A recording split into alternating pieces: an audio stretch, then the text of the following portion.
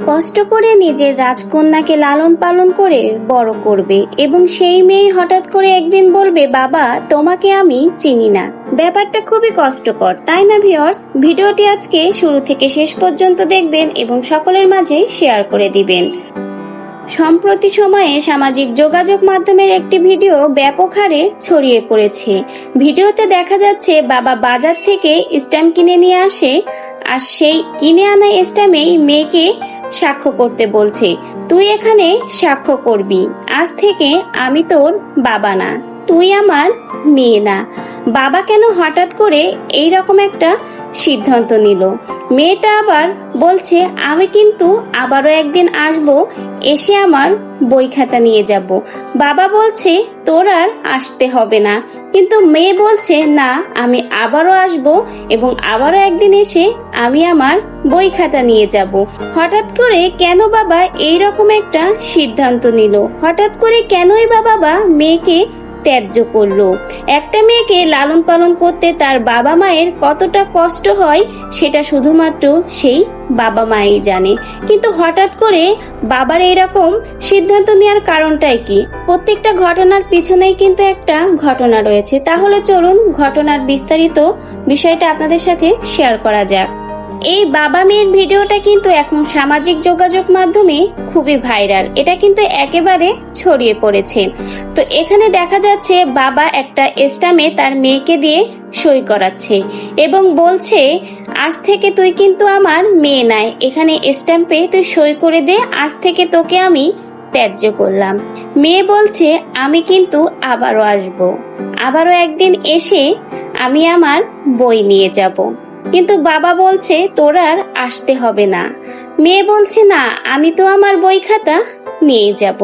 তো বাবা মেয়ের এই ঘটনাটার মূল বিষয় হলো, এই মেয়েটা একটা ছেলেকে পছন্দ করত, আর সেই ছেলেটাকে পছন্দ করে ছেলেটার সাথে পালিয়ে যেতে চেয়েছিল।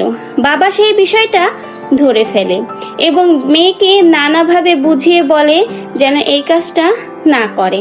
মেয়ে কোনোভাবেই রাজি হয় না।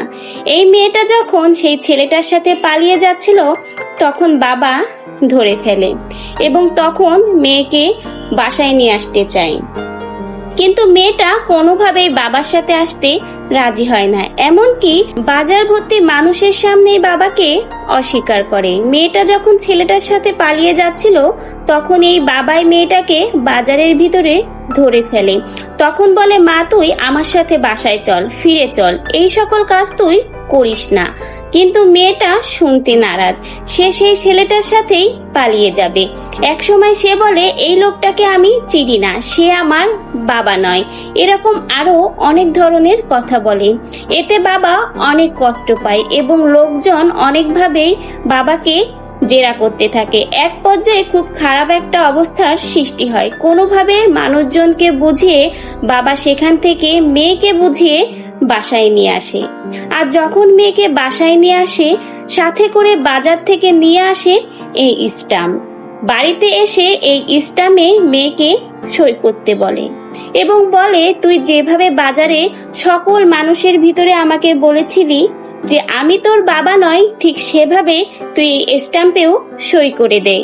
যেভাবে তুই বাজারের ভিতরে মানুষের সামনে বলেছিলি আমি তোকে চিনি না, তুই আমার মেয়ে না, আমি তোর বাবা না, ঠিক এভাবেই তুই এখানে সাইন করে দে যে আজ থেকে আমি তোর বাবা না এবং তুই আমাকে চিনিস না।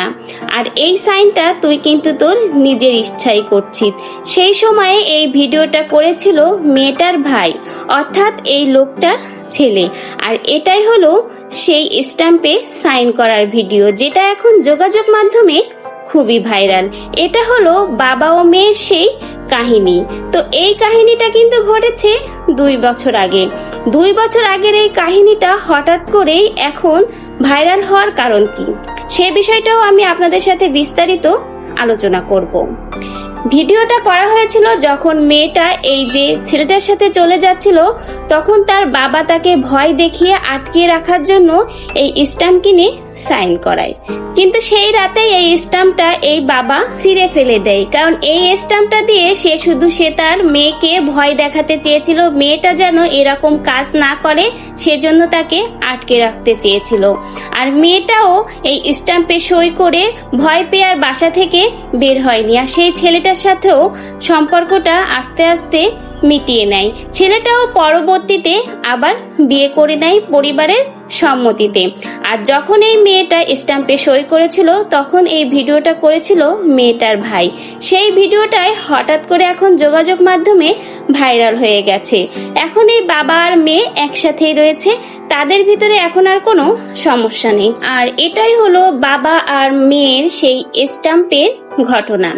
তো এখন আপনাদের সাথে কিছু বিষয় শেয়ার করি। সেটা হলো 2 বছর আগের একটা ভিডিও হঠাৎ করে যোগাযোগ মাধ্যমে ছড়িয়ে পড়লো কিভাবে। যখন মেয়েটা এইভাবে স্বাক্ষর করছিল, তখন এই ভিডিওটা কিন্তু তার ভাই তুলে রেখেছিল। আর সেই ভিডিওটা কোনোভাবেই এই যোগাযোগ মাধ্যমে ছড়িয়ে পড়েছে। তো হঠাৎ করে যে ভিডিওটা এভাবে ছড়িয়ে পড়ে যোগাযোগ মাধ্যমে ভাইরাল হয়ে যাবে, এটা কিন্তু কেউই বুঝতে পারেনি। এজন্য আমাদের সকলেরই উচিত যে আমাদের ফোনে কিন্তু অনেক ধরনের পার্সোনাল ছবি থাকে। তো হঠাৎ করে যদি ফোনটা নষ্ট হয়ে যায় বা চুরি হয়ে যায়, তখন কিন্তু এই ছবিগুলো অন্যের হাতে চলে যেতে পারে, আর সেটা দিয়ে কিন্তু নানা ধরনের সমস্যাও সৃষ্টি করতে পারে। তো অবশ্যই আমাদের উচিত আমাদের ফোনে কোনো ধরনের পার্সোনাল ছবি না রাখা, ভিডিও না রাখা, তাহলে কিন্তু এরকম ঘটনা আপনার সাথেও ঘটতে পারে। তো এই বিষয়টা বলে আমি আপনাদেরকে একটু সতর্ক করলাম, আর ফুল ঘটনাটা তো আপনারা জানতেই পারলেন। তো ভিডিও সম্পর্কে কোনো মন্তব্য থাকলে অবশ্যই আপনারা আপনাদের মূল্যবান মতামত আমাকে কমেন্টে জানিয়ে যেতে পারেন।